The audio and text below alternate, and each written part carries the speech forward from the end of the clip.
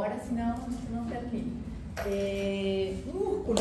Músculo vocês já tiveram várias aulas de músculo, né? Tiveram biofísica, mito, então acho que vocês já estão sabendo tudo de músculo. Vamos só repassar, tá bom? Só para fixar conhecimentos, tentar fixar o máximo possível. Enquanto a músculo, a maioria do nosso músculo é músculo esquelético, tá? O músculo esquelético forma a maior parte, ou compreende em porcentagem a maior parte do músculo. Alguém poderia apagar os favor? Ah, tá. Contrário. Isso.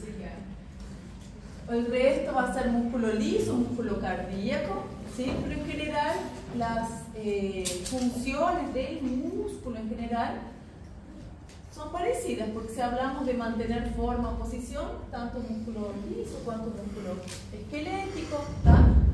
Esa función súper importante de protección de tejidos junto con el tejido óseo, ¿tá?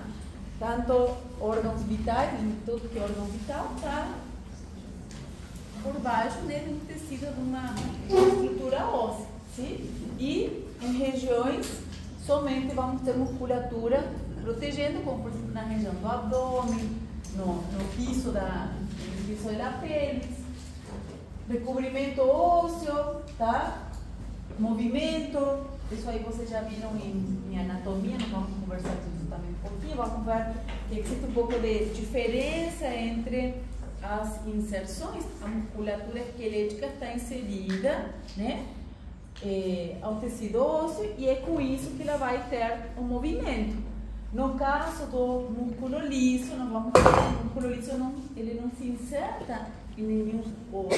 O músculo liso não vai estar insertado em estrutura óssea. A inserção do músculo liso é entre eles, tá? Uma fibra está inserida na outra e é aquilo que vai promover o movimento, tá?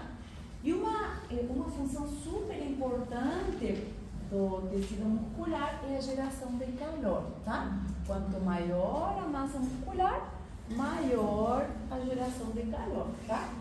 Que é diferente do tecido adiposo. O tecido adiposo, ele não gera calor, ele tem uma função de isolante, né? Um isolante térmico. Porém, ela não provoca, não gera calor, são coisas diferentes. Bom, enquanto o tecido muscular tem várias propriedades, a gente vai conversar disso, né?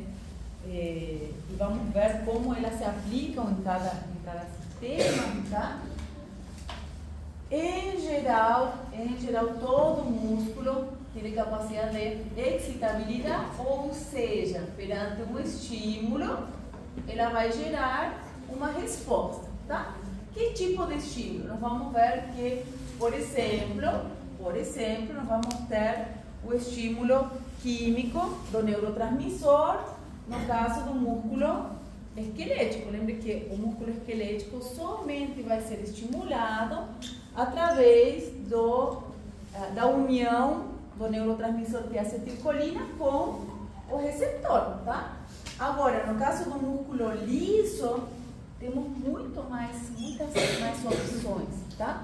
O músculo liso pode ser gerado um potencial, por exemplo, por um estímulo por neurotransmissor, mas também pode ser por uma união hormonal com o receptor, tá? O músculo liso pode iniciar ele mesmo um potencial de ação, que seria um estímulo elétrico. Lembre que o músculo liso, por exemplo, no intestino, ele tem essa capacidade de marca-passo, ou seja, ele mesmo gerar seu próprio estímulo.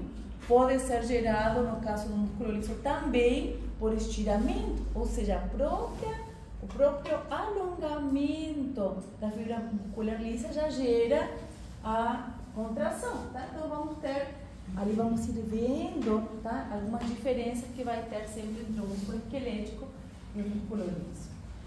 A capacidade de contractilidade, ou seja, O músculo ele consegue se contrair para gerar força. Nós vamos ver que a capacidade de contração e a força é muito mais intensa em quem? Liso ou esquelético? Músculo liso. Porém, a contração, a velocidade de contração do músculo liso é mais lenta ou mais rápida? Mais lenta. Por quê? Porque ela vai ter ciclos menores, ou vai ter menor quantidade de ciclos. Nós vamos ver o ciclo é aquela união, né? O ciclo do bracinho, lembra o ciclo dos puentes cruzados? Vocês já viram isso? Em biofísica? Não? Mecanismo de contração, puente cruzado, né? Que se une, tá? Então, cada ciclo de puente cruzado, ou seja, cada vez que a cabeça da actina se une com da miosina, na verdade, se une com o filamento da actina, é um ciclo. Cada ciclo consome um ATP. Então, quanto mais ciclos eu tiver, mais consumo de energia, tá? Músculo liso é bem lento, os ciclos são lentos. Então, ele consome pouco ATP em comparação, porém, a união, o tempo de união é muito mais sostenido. Por isso que o músculo liso consegue manter contrações musculares durante muito tempo. Pense que nós temos músculo liso que nunca relaxam, nunca, tá? Estão 365 dias, a vida inteira, em estado de semicontração, como por exemplo,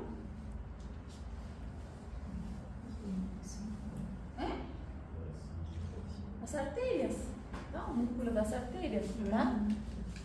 Dos vasos sanguíneos, mas a gente está sempre em um estado de semicontração. Ela pode aumentar, diminuir, mas nunca relaxa, tá? Aquele é o tono vascular. A sua vez, nós vamos ver hoje, né? Vamos ir vendo, mas vamos ver que, por exemplo, eu consigo manter força muscular sem mudar o comprimento do músculo, tá? Então, a força muscular tem a ver com a união, a tensão gerada da união da miosina com a actina, tá? Sempre que eu falo, ou sempre que no livro se refere a contração não é acurtamento, necessariamente. A contração é a tensão, é a força gerada na fibra muscular da união da miosina com a actina. Então, eu posso ter força, eu posso ter contração, eu posso ter tensão muscular com o músculo se estirando ou não?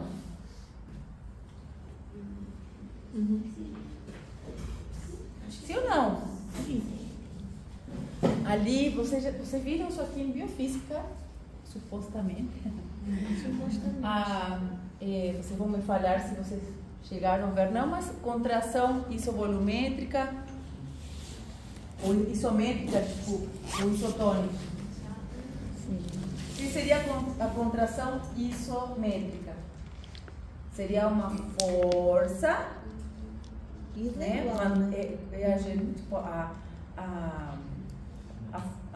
O movimento, ou gerar aquela tensão, a união da miosina com a actina, gera uma tensão muscular, porém, se é isométrica, não muda o comprimento da musculatura. Como, por exemplo, quando você está trabalhando com cargas leves, tá? Como, por exemplo, segurar o celular na mão. Tem uma contração, tem um tono muscular, sim? Está acontecendo a união da miosina com a actina, porém, não está tendo mudança no comprimento da musculatura, tá? Seria uma contração isométrica, ou seja, tem contração, tem união da actina com a miosina, sem mudança no comprimento. E tem a contração isotônica, tá? Ou seja, tem a contração, tem a união da miosina com a actina, Só que ali vai ter mudança no comprimento. Ali tem a concêntrica e a excêntrica. A concêntrica seria quando existe acurtamento, tá? Quando, por exemplo, eu vou erguer um objeto que tem uma carga maior. Então, por exemplo, erguer um peso, tá? Quando eu vou levantar aquele peso, na hora que eu estou levantando ele, sim? Focando no bíceps, tá? Vai existir uma contração, ou seja, uma tensão, uma força com encurtamento. Mas quando eu vou esticar o braço, quando eu vou descer naquele objeto, tá? Eu vou manter a força, por isso que isso vou manter a força, porém com aumento na longitude do músculo, tá? Esse aumento da longitude, mantendo a força, simplesmente eu continuo trabalhando a musculatura, sim? A musculatura mantém a força, a união, tá? Porém, imagina-se que quando eu vou unir a cabeça da miocina com a quina, geralmente a gente imagina que sempre para encurtar, sim? Agora, quando tem alongamento, ela está unida, estou mantendo a força, a tensão, eu mantenho o mecanismo de contração, porém, eu vou ter um aumento da longitude sem soltar, tá? Sem perder a tensão. O que isso faz? Por que isso é importante? Né? Principalmente para evitar o alongamento excessivo da fibra muscular e a lesão, sim? Se vocês vão lá fazer academia, provavelmente, sempre tentar fazer sempre com o professor de educação física, né, que é uma pessoa que está capacitada, que estudou, mas ele vai falar que na hora de você soltar o peso, não vai fazer isso, tá? Porque ali você vai se lesionar, pode causar inclusive desgarros musculares. Então, sempre na hora de soltar, eles pedem o quê? Devagarinho, né? Quando você solta devagarinho, você continua mantendo a força, ou então você vai alongando a fibra e evita o hiperestiramento, o hiperalongamento da fibra. Senhor, no caso, fazendo um conceito concêntrico, excêntrico e respeito das alavancas na hora do exercício também, para evitar. Você é professora de educação física, né? Ó, viu? Temos aí. Como você disse? Isometria e treinamento concêntrico e também respeito da questão das alavancas que a gente vê em biomecânica. Exato. Por isso que isso aqui seria uma contração isotônica, concêntrica, e esse aqui seria isotônica excêntrica. Exato, exatamente, né? Concêntrica encurta. Concêntrica é quando encurta, excêntrica, mas as duas são tipos de contração, contração muscular. Isotônica, né? E isotônica, porque eu mantenho a força, tá? Porém, eu vou mudar o comprimento do músculo. É concêntrica. Excêntrica. Excêntrica. Excêntrica quando estica. A gente não vê fisiologia do exercício, né? Que é muito legal. Fisiologia do exercício. Fisiologia do exercício não é só músculo, tá? Fisiologia do exercício inclui a parte respiratória, cardiovascular, a parte hormonal, todo o sistema nervoso. Mas a gente acaba falando um pouquinho, né, das adaptações durante o exercício em cada sistema. A gente vai falar de adaptações ao exercício em cardio, vamos falar de adaptações ao exercício respiratório, sim? Bom, capacidade de extensibilidade, mesma coisa que o exemplo da contração isotônica excêntrica, ela consegue se esticar, porém nós também vamos ter, sim, nós vamos ter a capacidade de alongar, isso aqui vocês já devem ter visto, né? O alongamento mediado pela contração do músculo antagonista, tá? Então eu vou tentar distender sempre se eu estou extendendo o músculo, tá? Dependendo, vocês viram isso em biofísica, né? Quando você trabalha o músculo, vocês viram, né? Classificação de músculo. Uma das classificações é classificar o músculo em agonista e antagonista. Ótimo. Então, qual é agonista e antagonista? Depende do movimento. Depende do que eu estou, em que movimento que eu estou focando. Voltando aqui ao braço. Se eu falo extensão do braço, a extensão No movimento de extensão, qual vai ser o agonista? O tríceps. E o agonista, o antagonista? O bíceps, tá?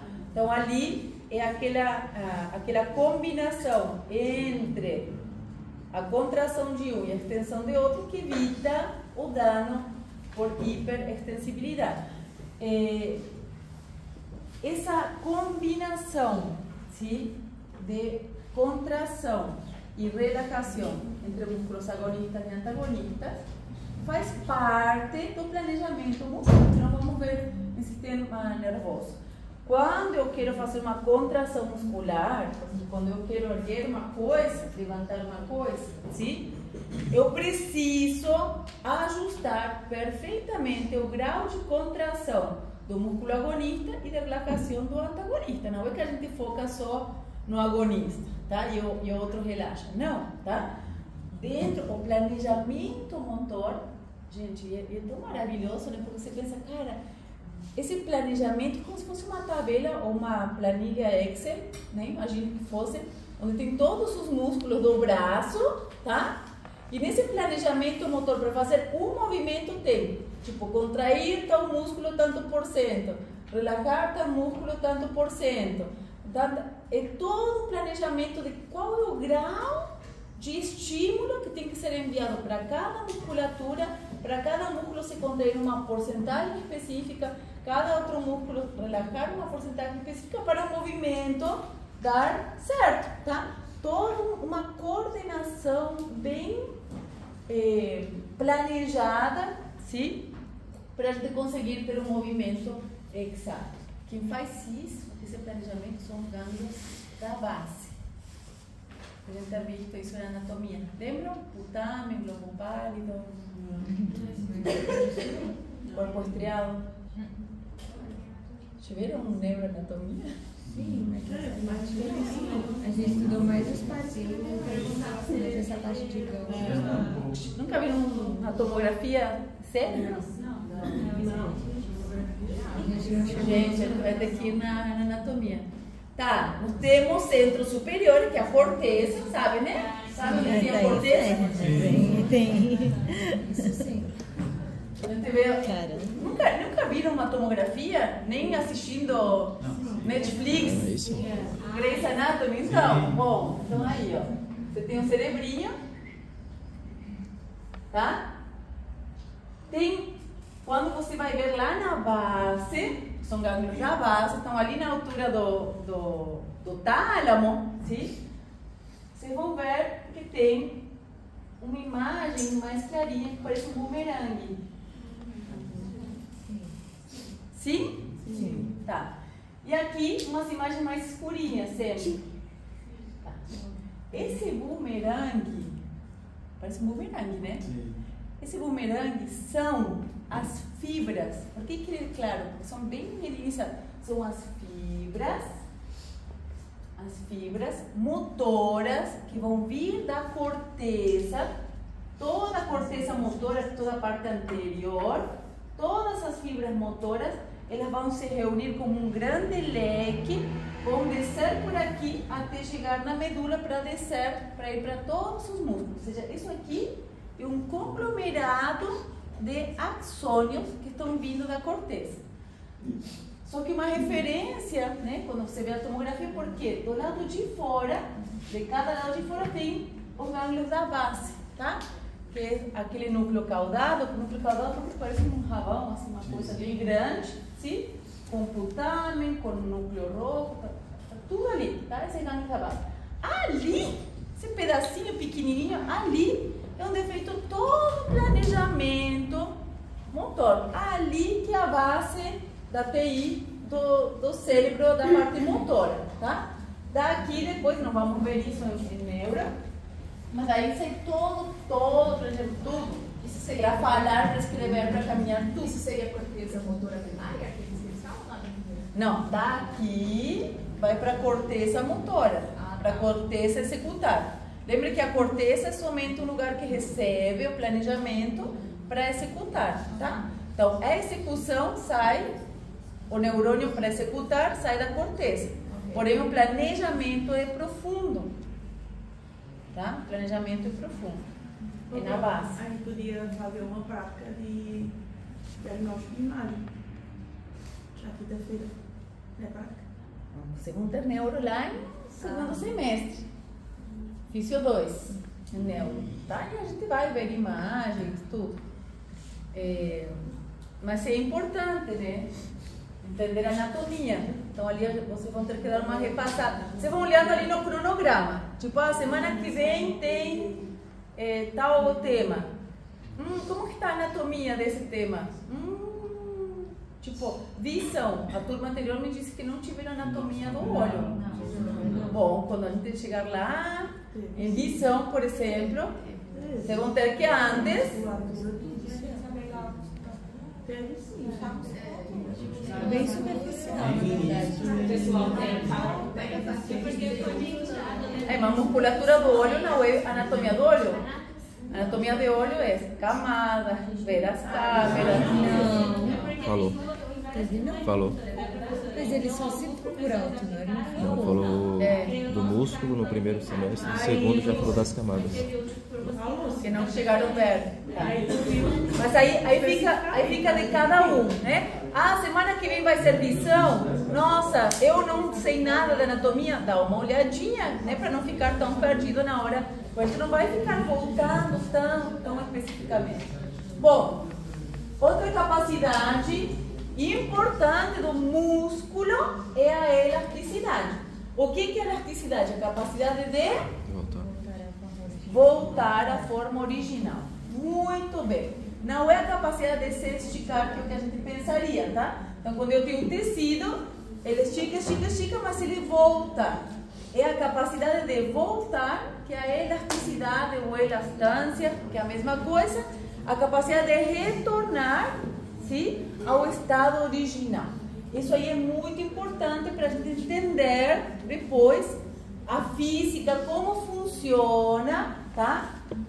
O fluxo sanguíneo. Vamos ter uma aula só de circulação, né? De aparato circulador para a gente entender, mas se a gente não entende circulação, não vamos conseguir entender quais são os mecanismos de regulação, por exemplo, da pressão arterial, mecanismo de regulação de fluxo, etc. Bom, ótimo. Os músculos, na microscopia é fácil, né? Quando você vai ver lá no corte histológico diferenciar. O músculo estriado, tá? Tanto cardíaco quanto esquelético, sim? Ele é característico por quê? Porque ele tem as bandas, tá? Claras e escuras, dadas por quê? Dadas pelos sarcômeros. Isso, então como nós temos sarcômeros e cada miofibrilha no sarcômero está tudo bem empilhadinho, bonitinho, essas bandas, tá? No músculo relaxado, lembra que as bandas, quando o músculo contrai, desaparecem. O músculo em repouso, essa aparência, né? Dá aquela aparência de estriações. Vamos ver que tanto no músculo estriado, apesar de que os dois são estriados, o esquelético e o cardíaco têm diferenças, tá? O músculo cardíaco vamos falar já aula que vem, não, semana que vem, tá bom? Mas as duas têm a mesma organização de sarcômero com as miofibrilhas empilhadinhas. Já o músculo liso não, tá? O músculo liso não tem sarcômeros, tá? Não tem sarcômero. O músculo liso tem miofibrilhas de actina e miocina? Tem, se contrai, né? Tem, porém nós vamos ver que tem outros também filamentos, além daquele filamento da actina e miocina, sim? E que a forma de encontração é totalmente parecida, mas ele é diferente. Bom, músculo esquelético. Músculo esquelético. Professora, eu não entendi. Você disse que o músculo liso não tem sarcômero? Não.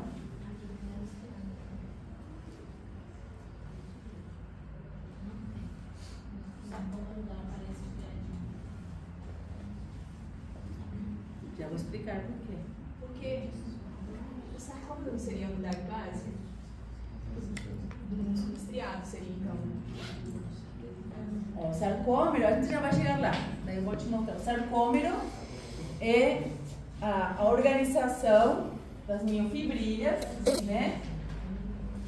As de miocina, as cabecinhas, com as de actina, tá?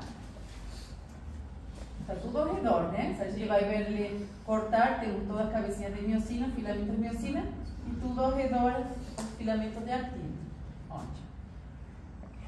Daqui temos ao outro lado, tá? Toda a cabecinha de miocina e os filamentos de actina todo ao redor. Sim. Os filamentos de actina estão ancorados de um lado e do outro, numa linha, o disco que se chama linha, o disco Z, tá? Sim? Isso aqui é o sarcômero, de um disco Z a outro disco Z. É a organização de todas as miofibrilhas, filamentos, dentro de um disco Z, outro disco Z. No músculo liso não tem isso, tá? Não tem o sarcômero. É totalmente diferente a forma que está organizado. Parece desorganizado, mas é organizado. Por quê? As miofibrilhas estão, tipo, aqui tem um filamento de actina, e aqui tem os de miocina, e aqui tem os corpos densos. Esse corpo denso sai para o outro lado, com filamentos de actina, e aqui de miocina. Esse corpo denso, para o outro lado, tem filamentos de actina, e no meio os de miocina, e outro corpo denso. Esse corpo denso tem outro, tá entendendo? Sim. Não tem sarcômeros. Entendeu? Tem disco Z? Não. Mas tem uma região de ancoragem também, que são os corpos densos. Tá?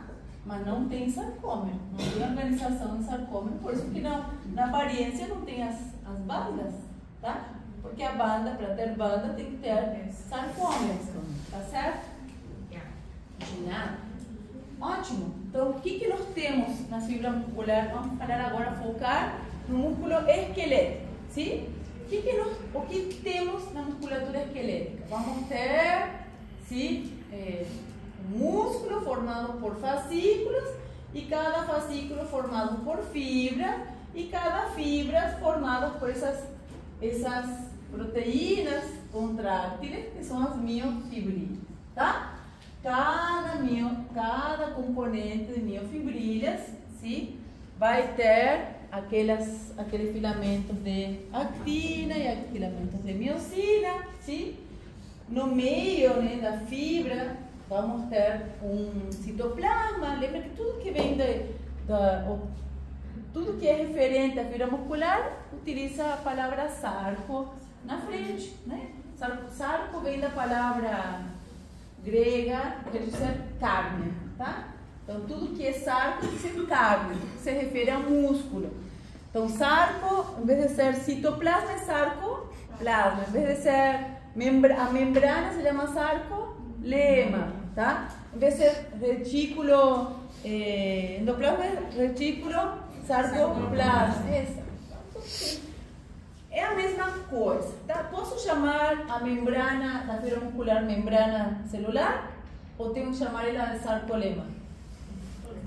Posso chamar de membrana celular porque não é uma célula. Ótimo. Então, se eu vou colocar uma referência e não colocar sarcolema e colocar membrana, está certo também, tá? Então, não tem que esquentar a cabeça com esses detalhes, tá? São detalhes de nomenclatura, não de funcionalidade, tá? É importante saber para que ela serve, como que ela funciona. Ótimo. Então, lá dentro vamos ter no citoplasma, tá? Todas as organelas, e as principais que vamos ter sempre no músculo são principalmente as mitocôndrias e o retículo liso, tá? Porque o retículo liso é a nossa grande fonte de cálcio para a contração muscular. Ótimo. Ao redor da fibra muscular, ó, aqui em cima, né? Ao redor da fibra muscular, formando o fascículo, nós temos todo esse tecido conjuntivo que depois vai formar a estrutura ligamentar do músculo, ¿Sí? Bom, então, ¿qué estructuras vamos a tener en esta membrana? ¿O qué característica tiene la membrana del músculo esquelético? Esta membrana está llena de pequeñas invaginações. Não sei se vocês conseguem ver na imagem, mas tem um monte de furinhos ou buraquinhos. Dá para ver? Sim. Vocês? Ótimo. O que são esses furinhos?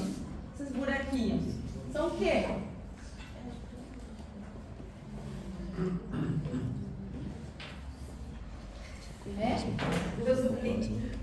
Cada um vem a membrana e tem uma invaginação.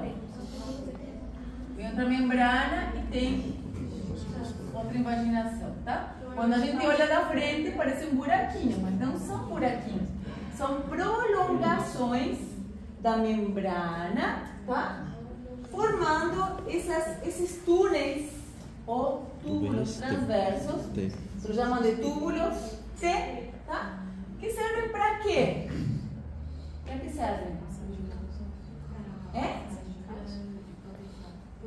Para transmitir o potencial para dentro da fibra. Como assim, prof? Sim.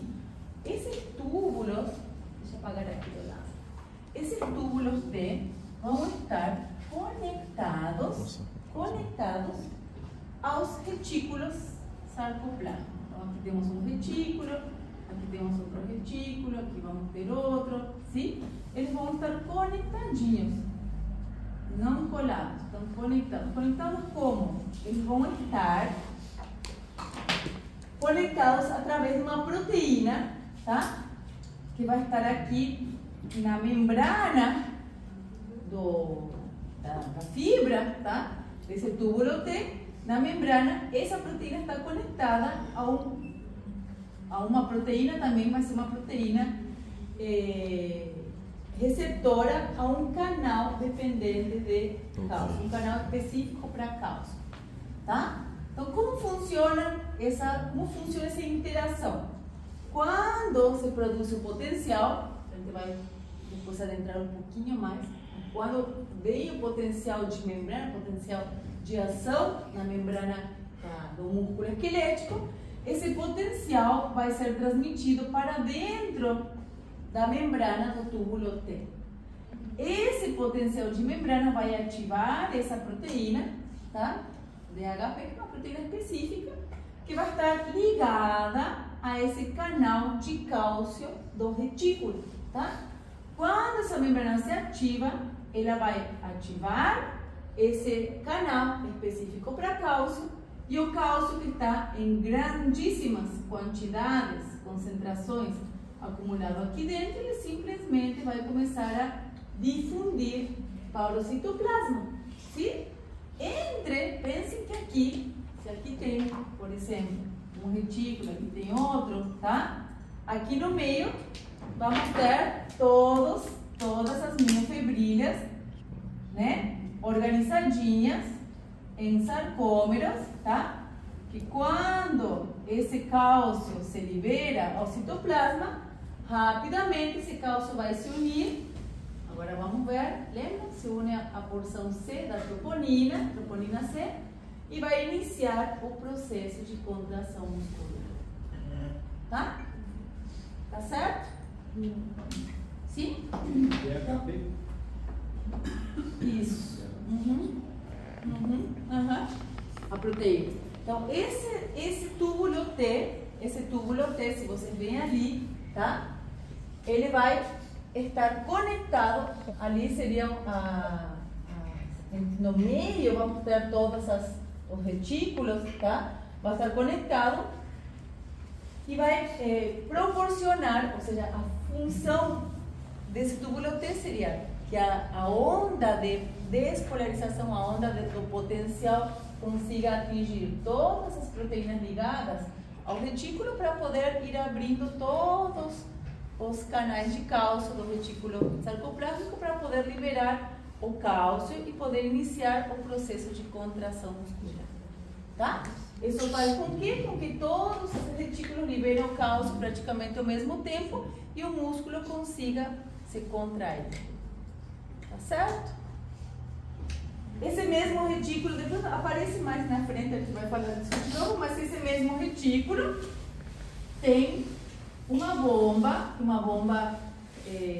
de cálcio, só que uma bomba de cálcio bem específica do retículo liso, que quando não tem mais potencial, ou seja, quando cessa o estímulo, tá? Acabou o estímulo, essa proteína não vai mais estimular o canal, então o canal se fecha e isso vai ativar a bomba e esse cálcio vai ingressar novamente para dentro do retículo sarcoplásmico e isso vai parar ou vai terminar com a interação do cálcio com a troponina C e o músculo finalmente vai relaxar, tá?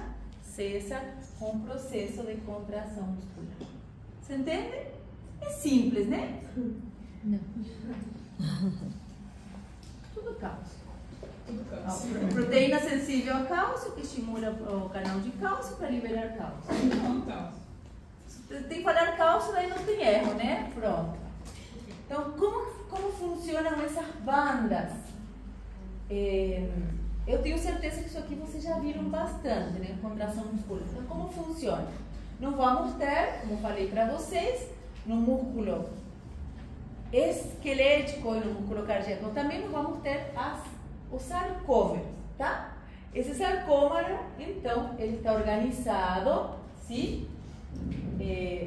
Por fileiras, tá? De miofibrilhas e ali vamos ter a presença dos filamentos delgados, que são filamentos de actina, e filamentos gruesos, que são os de miosina. Isso. Prof, eu preciso saber o nome das bandas? Não, gente, você não precisa decorar. Porque se você decora hoje, amanhã tu esquece. Então não precisa, tá? O que eu devo entender? Que as bandas aparecem setorizadas conforme a miofibrilha que eu vou ter ali. Então, por exemplo, aqui é uma banda clara. Por quê? Porque aqui eu vou ter somente filamentos de actina. Ótimo. Aqui são bandas mais escuras. Por quê? Porque eu vou ter filamentos de actina e miosina. Aqui aparece uma zona H, que é uma área diferente, que também é uma linha ou uma banda, onde vamos ter solamente filamentos de miosina. Ótimo. Então, não interessa, não precisa decorar, não vou perguntar o nome da banda, né, o que tem na banda H. Mas eu devo saber, sim, e a minha obrigação, que essa organização vai formar o sarcômero e o que delimita o sarcômero, isso aqui sim devo saber, é a linha ou o disco Z, tá? Qual é o disco Z? É uma área de ancoragem, tá? Onde estão ancoradas todas as actinas de um sarcômero com as actinas do outro. Do disco C, vão sair as actinas do próximo sarcômero até o próximo disco C, onde vão ir. Então, todas elas estão unidas entre si. Então, o que eu devo entender? Que quando um sarcômero encolhe, pelo mecanismo de contração, acaba puxando o sarcômero do lado e o sarcômero do lado, tá? Porque as linhas Z estão fixas, ancoradas. Ótimo. Então, quando se inicia o processo de contração, todos os sarcômeros vão se encolhendo, aproximando uma linha C da outra linha C, e em conjunto todos os sarcômeros se encolhendo vão causar o encurtamento da fibra muscular. A gente vai voltar a falar disso daqui a pouquinho. Para nos adentrar um pouco no filamento, isso aqui você já viu também, então a gente vai só falar um pouquinho para relembrar. Então, nós temos os filamentos, que é estrutura contrátil, tá? São os filamentos contráteis, são proteínas. Vamos ter filamento de actina e filamento de miosina, tá? Esse filamento de actina estava formado, mais para frente vamos ver a imagem, mas ele está formado por uma doble hélice, tá? Estrutura proteica, enroscadinha, toda uma doble hélice, A su vez, esse filamento de actina, que é um filamento fino, ele tem ao redor um outro filamento que se chama tropomiosina, tá? Essa tropomiosina no músculo esquelético está muito bem definida a sua função. Qual é a função da tropomiosina? Ela bloquear todos os sítios ativos da actina. Então pensem que a actina tem áreas, né? Áreas onde tem maior afinidade de união com a cabecinha da miosina, tá? Esses sítios ativos, sítios de união, precisam, no músculo esquelético, estar sempre tampadinhos, tá? Bloqueados. Por quê? Porque essa afinidade da miosina é instantânea, ou seja, quando eu desbloqueio o sítio ativo, instantaneamente a miosina vai se unir e vai iniciar o processo de contração, seria de tensão muscular. A su vez, essa tropomiosina, para poder liberar ou bloquear esse sítio ativo, precisa de uma estrutura que consiga mobilizar ele, tá? Essa mobilização desse filamento de tropomiosina está dado pelo complexo de troponinas, tá? São proteínas globulares, tá? São proteínas globulares e cada uma vai ter uma função. Uma vai estar unida à actina, tampando o sítio ativo, outro vai estar unida à tropomiosina e vamos ter mais uma proteína globular, que é a troponina C, que vai ser a que vai se unir, que vai ter alta afinidade pelo cálcio, tá?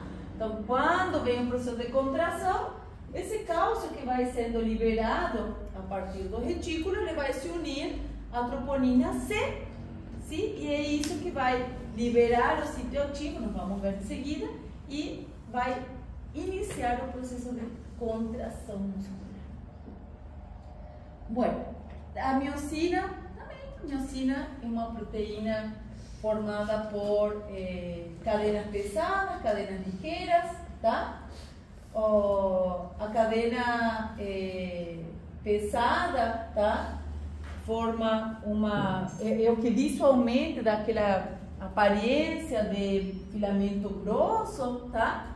Todo emboscadinho em forma de hélice também. Vamos ter a parte do braço, sim? Que são as cadenas ligeiras, que são a parte do filamento grosso que ele vai ter mobilidade, sim? E finalmente vamos ter a cabecinha da miosina. E essa cabeça da miosina é muito importante, por quê?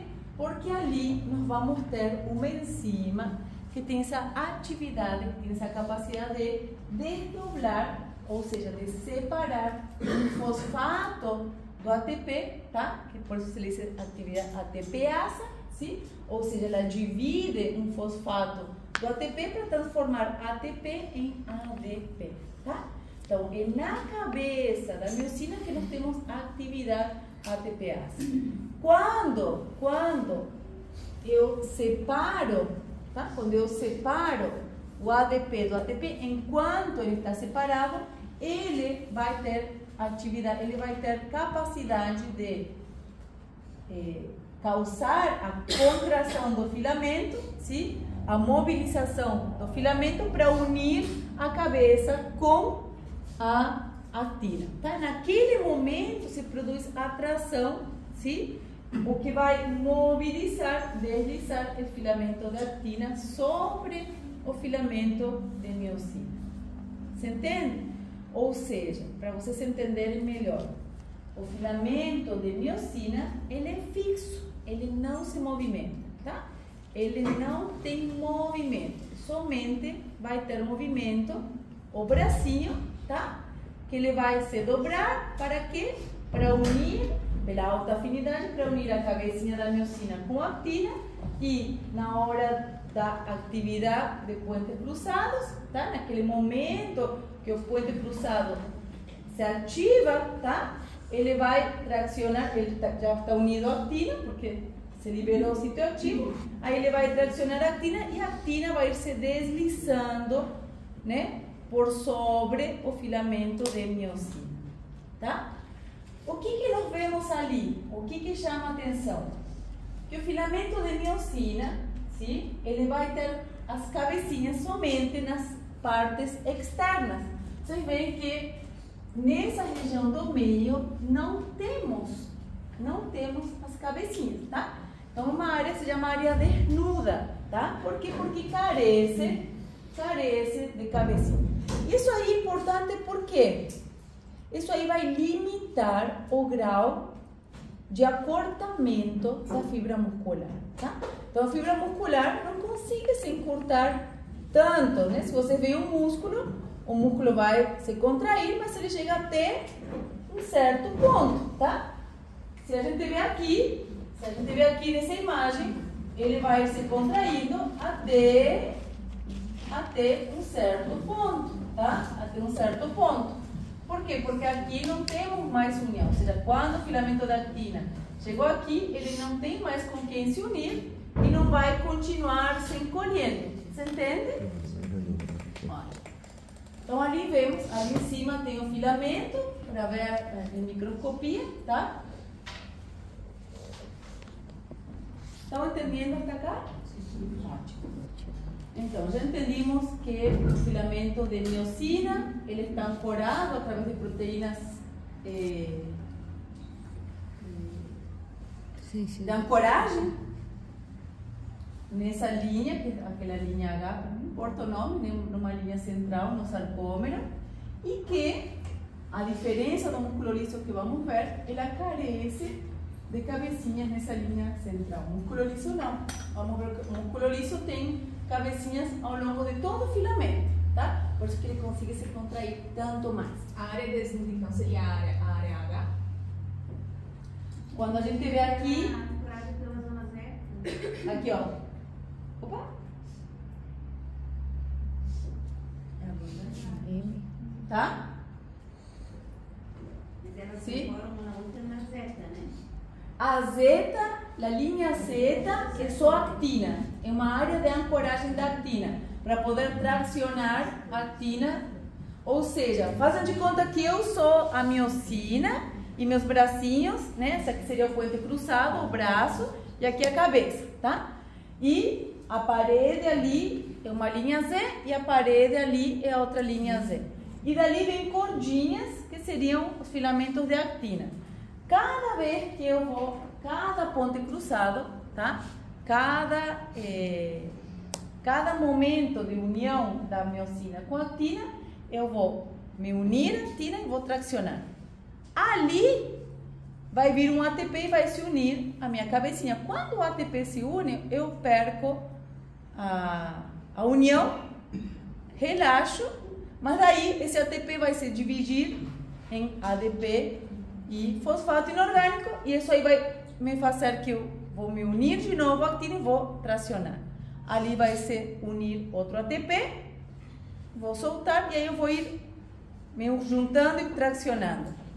Me junto e traciona, e o que eu vou ir fazendo? Vou ir trazendo para mim uma linha C e outra linha C. Eu vou tracionando para mim as actinas, tá? E a actina vai acontecendo o quê? Ela vai ir se unindo, vai ir chegando até praticamente a linha média, tá? Essas actinas, vamos ver no músculo liso, por exemplo, elas se superpõem, tá? Ou seja, a capacidade de contração do músculo liso é muito mais. No caso do músculo esquelético, elas vão chegar até um certo ponto. Por quê? Porque quando elas vão chegando no meio, na linha meia do sarcômero, ali não tem cabecinhas para se unir e continuar tracionando, tá? Então elas vão chegar somente até um certo ponto, sim? Por culpa dessa área, tá? Essa área desnuda. Tá certo? Então o que eu tenho? Vou ir aproximando a linha C de um lado com o outro lado, sim? E quem vai se deslizando é a actina. A actina que vai vindo daqui e daqui, meus filamentos vão se deslizando por sobre o filamento de miosina. O filamento de miosina só faz esse movimento. Se une, traciona, solta. Se une, traciona, solta. Se une, traciona, solta. E dessa forma vai ir encurtando o sarcômero, vai ficando cada vez mais curto. No caso do músculo, como a gente tem mais cabeças de miosina, elas favorecem só o potencial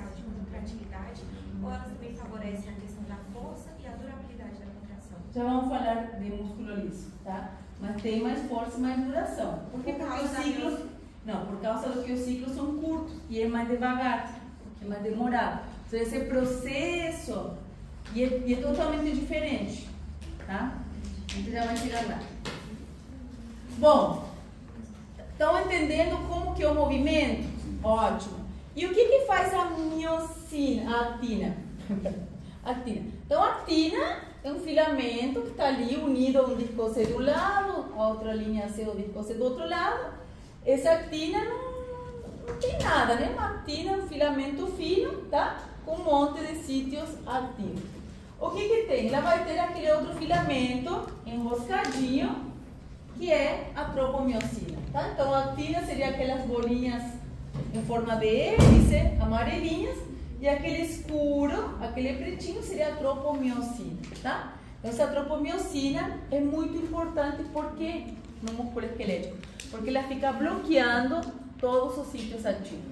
Ou seja, se não fosse pelo fato de que a tropomiosina está bloqueando, a cabeça da miosina estaria sempre unida à actina. Tá? Eu preciso bloquear o sítio ativo para elas não se unirem. Por quê? Porque a miosina está escoteira, sempre alerta aí, sempre pronta, sim, para se unir. Ela está o tempo inteiro com o ADP e o fosfato desdobrados. Para quê? Tipo, tará, liberou, pá, se une. Estão entendendo isso? Vamos ver, essa é a diferença que tem com o músculo liso. Sim? Então, como funciona o músculo esquelético?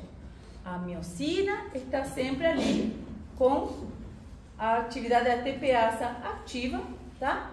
Ou seja, está sempre ali esperando com o ADP e o fosfato inorgânico. Para quê? Para que em qualquer momento em que a tropomiosina se mobilizar e liberar o sítio ativo da actina, ela simplesmente vai se unir e vai iniciar o processo de contração, tá? Depende de que, então? De que depende a contração? Primeiro, no músculo esquelético, primeiro, da mobilização dessa tropomiosina. Se essa tropomiosina não se mexe, o sítio ativo não vai ser liberado. E o que eu preciso para liberar esse sítio ativo? Cálcio, tá? Cálcio. Então, esse cálcio vai se unir a quem? Vai se unir a uma parte. Nós vamos ver depois como o músculo cardíaco também, de novo, diferente, né? Mas vai um pouquinho diferente. Vai se unir a uma porção específica, ali, apesar de que são quadradinhos, para esquematizar, mas são proteínas globulares, sim? Estão todas juntinhas, coladinhas uma com as outras, que é a proteína, a porção C, se chama troponina C. Aí fica fácil lembrar, a troponina C de cálcio é a que se une ao cálcio. Essa troponina C é ultra, mega afim do cálcio. Então, quando começa a ser liberado o cálcio no citoplasma, no sarcoplasma, ela simplesmente vai se unir. Quando ela se une ao cálcio, ela vai mobilizar, vai se produzir uma mudança conformacional, o que vai tracionar, mobilizar a troponina, a tropomiosina, e vai liberar o sítio ativo. Então, imaginem que eu sou uma proteína, já sou uma, né? Proteína globular, aí aqui se me une o cálcio, eu estou ancorada, né, na actina, e eu vou mobilizar, liberar o sítio ativo e deixar livre para a cabecinha da miosina conseguir se unir livremente. Sim? Então, lembrem que essa relação entre a actina e a miosina, elas estão coladinhas, tá? Apesar que a gente sempre vê ela assim, isolado, né? Esses filamentos estão todos ao redor, tá? E que essa disposição é uma disposição tridimensional. Então, o filamento tem cabecinhas, ou de miosina, tudo ao redor, e tudo ao redor ainda temos todos os filamentos de actina, tá? Tá certo? Bom, isso aqui só para mostrar, né, as bandas, sim? A única que eu quero que vocês não esqueçam, qual é? A disco ou linha Z. Tá? Que é importante, por quê? Porque essa aqui que vai primeiro esse aqui que delimita o sarcômero, ou seja, da Z a Z é o sarcômero, e aqui vai se encurtar no processo de contração. Então, quando a gente vai ver ali a contração muscular, o que acontece com as bandas? Desaparecem, né? Desaparecem. Por quê? Porque os filamentos vão se juntar e não vão conseguir mais enxergar as linhas ou bandas. Ali só para vocês entenderem, tá? Então, são as linhas C que vão se aproximar entre si. Certo? Bom, só aqui para lembrar, para repassar, então, esses pontos cruzados, sim? Essa união, enquanto estiver o ATP, como ATP, ele é dele, ou seja, ela se solta e o bracinho relaxa, tá? Eu devo entender isso, que o ATP unido na cabecinha da miosina solta, tá? Quando esse ATP é dividido, quando eu tiro o fosfato do ATP, esse ADP mais o fosfato inorgânico é o que dá força, é o que cria esse enlace forte para contrair, tá? Contrai e traciona o filamento de actina, tá certo? Ótimo. Ali só para mostrar, sim? Com a troponina T, sim? Com cálcio, sem cálcio, como se libera o sítio ativo. Esse aqui eu acho legal também, porque é uma foto de microscopia colorida, para poder referenciar. Aqui seria um filamento de actina, como ele seria se não tivesse a tropomiosina, como a tropomiosina bloqueia o sítio ativo e como quando aparece o cálcio ela vai se mobilizando até finalmente liberar totalmente, tá? A área, o sítio de união. Lembrando que uma questão interessante, que era um conceito que não tinha, sei lá, uns 10 anos atrás, não tinha ainda esse conceito, é que cada complexo de troponina está do lado de um sítio ativo. Cada sítio ativo tem um complexo de troponina do ladinho, tá? Então, nós temos um complexo de troponina, C, T, I, do ladinho de cada sítio ativo da actina, tá? Então, ali, mais ou menos, a gente faz uma ideia de que, para eu conseguir contrair o músculo, eu preciso de sucessivas união, traciona, solta. Une, traciona, solta, né? Que não é um processo estático, é um processo dinâmico. Então, eu vou contrair, dependendo do estímulo, tá? Aí vou ter que ver o estímulo, as sinapses, tá? Como foi o estímulo desse músculo, tá? Se for um estímulo intenso, se for um estímulo mais leve, sim? Mas aí vemos como se une, aí a troponina mobiliza, libera o sítio ativo e a miosina consegue se unir. Quando se une o ATP, ela solta. Quando se separa o ATP, ela se une e traciona. Bom, o que devo ter agora? Ficou claro isso aí? Sim. Ou eu estou indo muito rápido? O que devo entender sobre... Então, pronto, legal. Já entendi como funcionam os filamentos, entendi o sarcômero, um conceito, né? O sarcômero, entendi como que é o processo de contração, entendi que quando eu falo de contração, tensão, não estou me referindo ao encurtamento necessariamente. Estou me referindo à união e à força, à tensão, tá? Legal. O que devo entender também? Que eu tenho uma diferença. Olha, vamos diferenciar. Eu trouxe esse conceito para vocês terem essa diferença de lo que é placa neuromuscular e unidade motora, tá? O que é a placa neuromuscular? Sistema nervoso e sistema muscular. Isso, exatamente, perfeito. Então, o que seria a placa neuromuscular? A união do sistema nervoso com a muscular, ou seja, seria o axônio que vem e vai trazer a informação pelo potencial de ação no terminal axonal, tá? No terminal axonal, aqui temos as vesículas, certo? Ótimo. Quando vem o potencial de ação, vou liberar o neurotransmissor. E como é? Vamos ver em seguida. Vou até passar para depois voltar. Como funciona? Nós vimos assim, simplesmente na aula passada. Agora a gente aprofundiza um pouquinho mais, tá?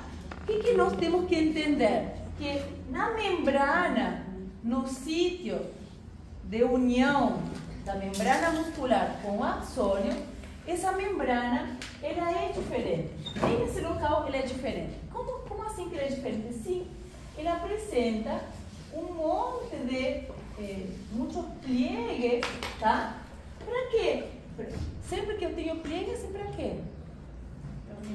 Para aumentar a superfície, né? Então, imaginem a quantidade de receptores que eu vou ter uma membrana assim e a quantidade de receptores que eu consigo ter nesse tipo de membrana cheia de pliegues, tá? Então, aqui eu vou ter um monte de canais com receptores para quem? Acetilcolina. Ótimo.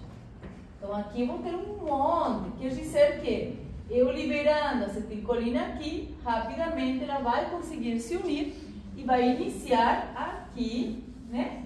Vai iniciar o potencial, ou seja, aqui vai chegar a menos 60, então menos 45, tá? Dependendo da célula. E daqui vai iniciar o processo de despolarização, né? Para cá e para cá. Ótimo. Que outro conceito eu devo ter a partir de hoje? Eu vou liberar que neurotransmissor? Acetilcolina. Então, como se chama o receptor acetilcolina?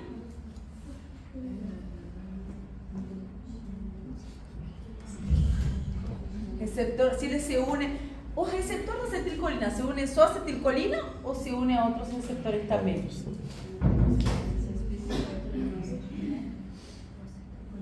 Eles são específicos, eles não são infiéis. Acetilcolina, eles só vão se unir a acetilcolina, tá? Olha, outra pergunta que eu faço para você, conceito. O neurônio que libera acetilcolina pode liberar outros neurotransmissores? Não. Acho que pode. Não sei. Também não. Eles são específicos para o mesmo neurotransmissor. Um neurônio nasce e morre sintetizando sua vida inteira o mesmo neurotransmissor. Que interessante isso. Ou seja, que se eu sou produtor e liberador da acetilcolina, eu vou ser sempre produtor e liberador somente da acetilcolina. Não existe, tá? Que vai liberar, produzir 3, 4. Não. Tanto que os neurônios que produzem e liberam acetilcolina se chamam neurônios colinérgicos.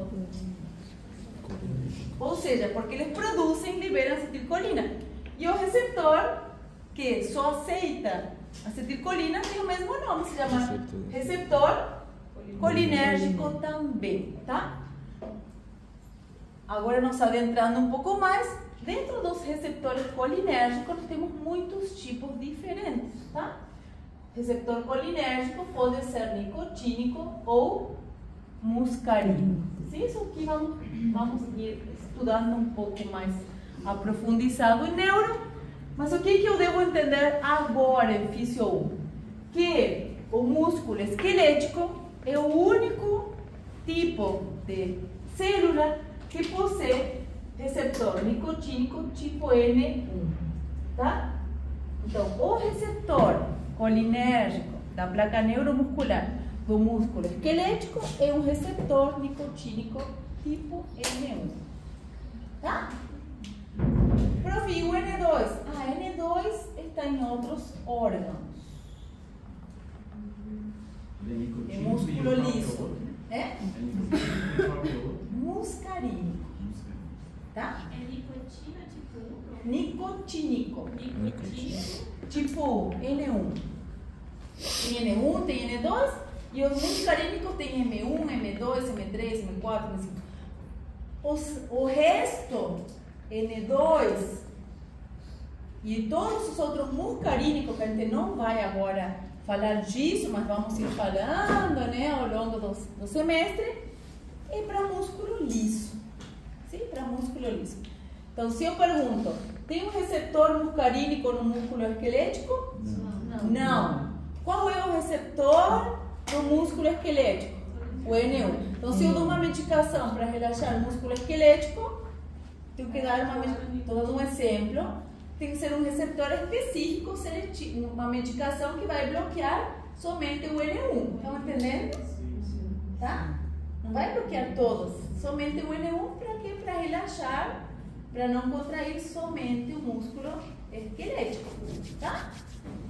Teve uma turma que fez uma pergunta, lembra que na aula anterior a gente falou um pouco sobre isso? Não sei se foi na de vocês, perguntaram, mas se eu dou um bloqueador, por exemplo, neuromuscular, como é que o coração também não para?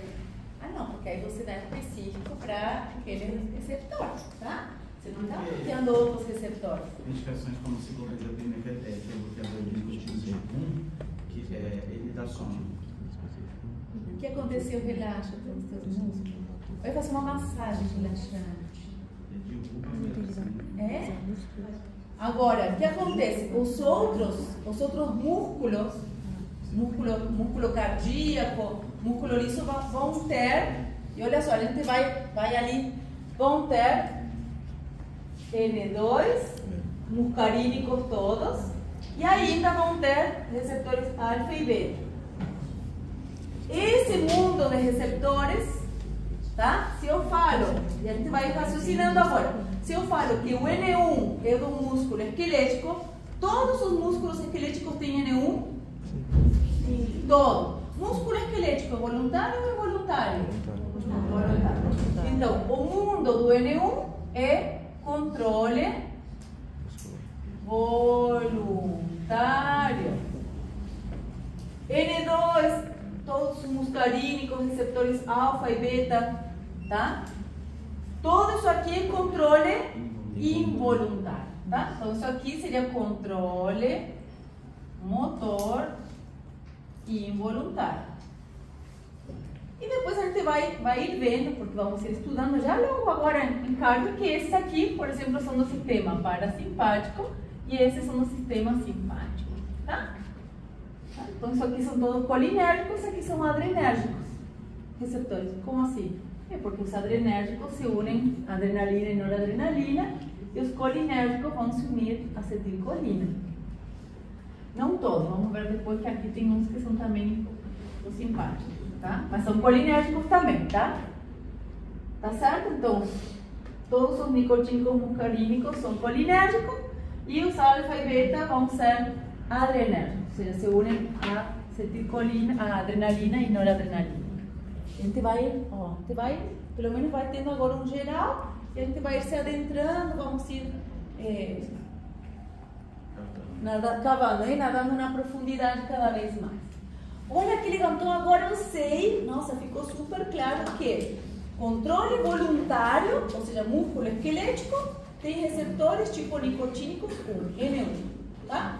Posso ter muscarínico, outro tipo de receptor? Não, tá?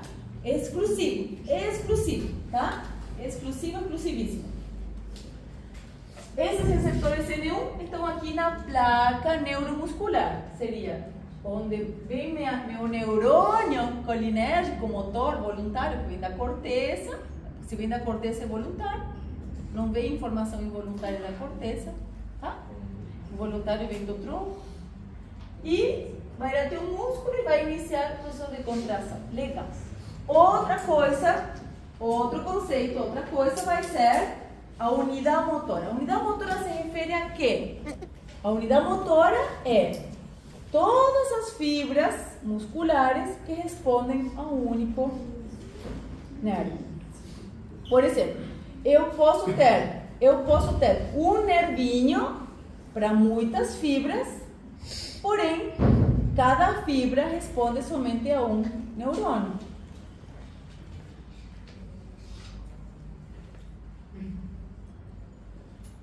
Vamos ter de conta que todos nós somos fibras musculares. E nós temos um único neurônio que vem lá de Nárnia, desce aqui e estimula todo esse grupo de fibras. Então, eu posso ter um neurônio para muitas fibras, porém, cada fibra vai responder somente a um neurônio. Não vai vir outro neurônio daqui, podemos estimular, um neurônio daqui, podemos estimular. Não. Cada fibra, cada um de vocês vai responder àquele grande neurônio que vem do além ali de nada. Estão entendendo? Agora, quantas fibras podem ser estimuladas por um neurônio? Aí depende. Por exemplo, o quádriceps. No quádriceps temos, dependendo do tamanho do quádriceps, nós temos, sei lá, umas 5.000, 6.000 fibras para um neurônio, tá? Como assim? Quando você contrai, quando você quer erguer a perna, todas as fibras musculares, né, do mesmo músculo, mesma coisa o bíceps. O bíceps são umas 2.000 fibras, ou mais, dependendo do tamanho do bíceps, né? O meu vai ter umas 1.500. Depende do tamanho, né? Mas ali vai ser 2.000 fibras com uma mesma função, tá? Que é flexionar o braço. Então, o neurônio fala, e aí? Vocês todas, 2.000, contrai, vamos. Aí todas elas, tá bom, todas elas vão responder ao mesmo neurônio, uma mesma informação. Ótimo. Tem especificidade esse músculo? Não, tá? A psicomotricidade é fina? Não, tá? São movimentos toscos, são movimentos genéricos, tá? De movimento, tá? De um membro inteiro. Eu consigo mobilizar um membro inteiro com aquele grupo, grande grupo muscular. Agora, por exemplo, músculos que preciso ter uma delicadeza, uma psicomotricidade fina, como músculos da língua, músculos da laringe, tá? Os músculos dos dedos, ali, né? Imagina o dedo para você desenhar, para você escrever, tá? Os músculos da laringe também são muito específicos. Aí eu vou ter muitos músculos, muitas fibras, porém, cada grupo muscular vai ter que se contrair, né? Em graduação diferente, em proporção diferente, para conseguir ter uma boa psicomotricidade. Ali vou ter uma fibra nervosa para 4 ou 5 fibras musculares. Estão entendendo? Então, a unidade motora é totalmente variável e depende de quê? Da função daquele músculo, tá? Se o músculo, se é um músculo que é para psicomotricidade fina, então, vão ser pouquinhas fibras para um nervinho, por quê? Porque eu preciso ter um extremo controle sobre essa atividade muscular. Agora, se for um grupo muscular somente para fazer o braço inteiro se mexer, não tem, né? Não tem psicomotricidade fina, não preciso de ter unidades motoras pequenas. Aí eu vou ter uma grande unidade motora porque a função dessa musculatura é diferente. Estão entendendo? Sim. Ótimo. Então, a unidade motora, a placa neuromuscular, eu já entendi. A unidade motora é totalmente variável. Está totalmente variável. Sim? Tá certo? Ótimo. E aí vem aquilo que a gente falou lá antes. Quanto que eu vou contrair? Né? Nossa, eu tenho 2.000 fibras. Cada vez que eu vou fazer um movimento, eu vou contrair as 2.000 fibras? Não. Ali depende do movimento, tá? Se eu vou continuando com o bíceps, né? Para focar ali. Se eu vou só fazer uma ligação, quantas fibras musculares eu vou ativar para erguer o celular? Poucas, tá? Agora, se eu for querer fazer uma flexão de braço, ou erguer aqui, como se chama aquele? Como se chama? Tem um nome, né? Barra? Fixa, isso. Não com o elástico que fazem no crossfit, né? E você me acha fácil, né? Quer fazer, não sai. Então, ali eu vou ativar todas as 2.000 fibras musculares para poder, tá? Então, dependendo da força que eu quero, vai ser a quantidade de fibras que eu vou ativar naquele músculo. Você entende? Sim? Ótimo. Bom. Então, olha só, a gente vai fixando ali, vai entendendo conceitos. Isso aqui já vimos, tá? Vamos passar.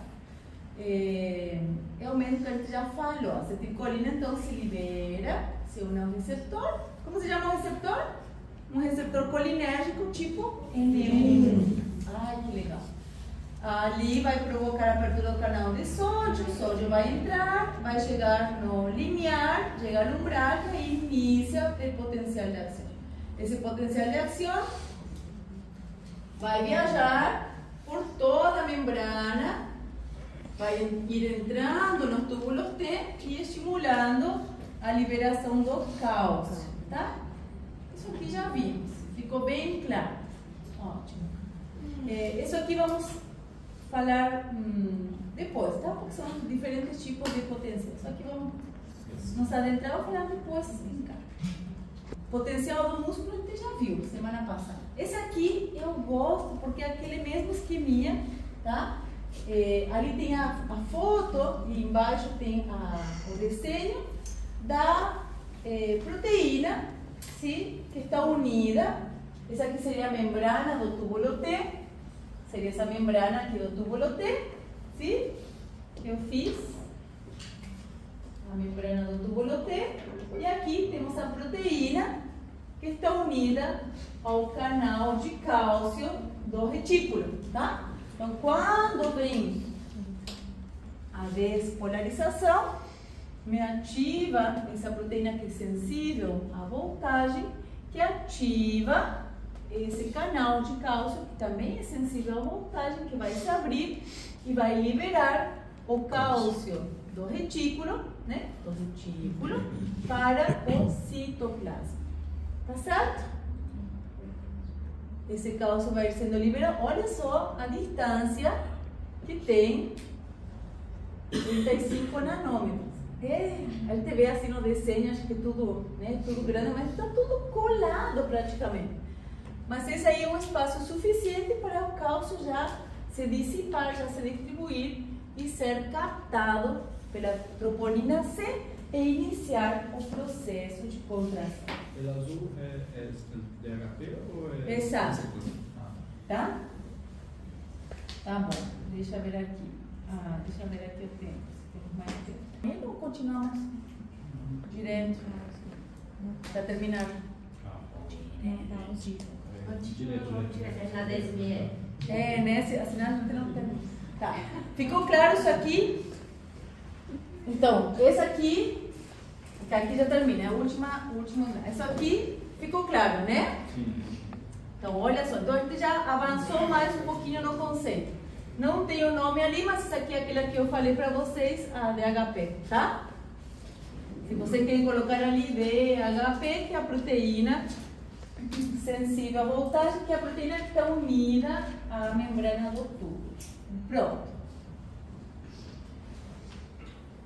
Músculo liso. Músculo liso faz agora, vamos entrar no mundo do controle motor involuntário, tá? Músculo liso é a musculatura involuntária, tá? Então, onde temos músculo liso? Poxa, músculo liso está, nós já vimos, né? Não tem as estriações, né? Seguindo ali a sequência, não tem as estriações porque não tem o sarcômero, não tem esse empilhadinho, assim, caprichadinho, não tem, tá? Então, onde vai estar? Vocês falaram? Nos órgãos ocos, tá? Então, vai estar onde? Nas paredes do intestino, estômago, bexiga. Como? Não, fígado não tem. Mas o que está coladinho no fígado que também tem? A vesícula, tá? Todos os ductos. Todos os órgãos do fígado. Todos os órgãos do fígado. Não. Todos os músculos que são de controle involuntário são músculo liso. Agora, no fígado tem músculo? Não. Então como que vai ter, né? No rim tem músculo? Não. Agora, da pelvis em diante, tem os uréteres, que tem musculatura lisa, tá? Então, tudo que é oco, para a gente entender, tudo que é oco tem músculo, sim? Então, ali tem musculatura lisa. A bexiga, a uretra, legal. Todos os vasos sanguíneos, todos os ductos de excreção, tá? De glândulas sudoríparas, de alvéolos da glândula mamária, das glândulas de secreção exócrina também. Então, todos os ductos também têm musculatura. Os brônquios têm músculo que eu posso broncocontrair ou broncodilatar. E olha que legal, os músculos oculares. Como assim? Não os músculos externos, porque aqueles são voluntários, tá? Aquela musculatura esquelética, né? Para olhar para cima, para baixo. Os músculos que estão dentro do olho. Que músculos temos dentro do olho? Temos o músculo do íris, né? Que é o que vai contrair e dilatar a pupila, tá? Então, quando esse músculo do íris contrai e dilata, para aumentar a entrada de luz ou diminuir a entrada de luz. E que outro músculo temos super importante? Meu Deus do céu. Que outro músculo temos super importante no olho?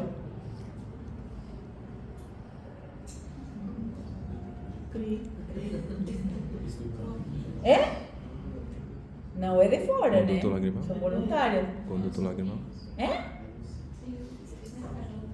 Para que mais preciso? Para que mais preciso de músculos no olho? É? Mas isso é um músculo esquelético. Tá fora.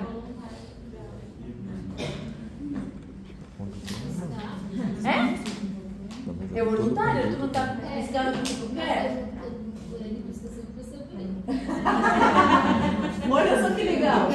Não vamos ver. Vamos ir estudando que existem músculos, existem centros. Olha só que legal que ela falou. Existem centros, áreas no encéfalo, que sabe quando você vai dirigindo o avião, né? Pilotando o avião e daí se coloca o quê? Se a rota está certa. A rota certa quer dizer, se eu conheço a rota, eu sei a velocidade, eu estou em segurança, eu boto o quê? O piloto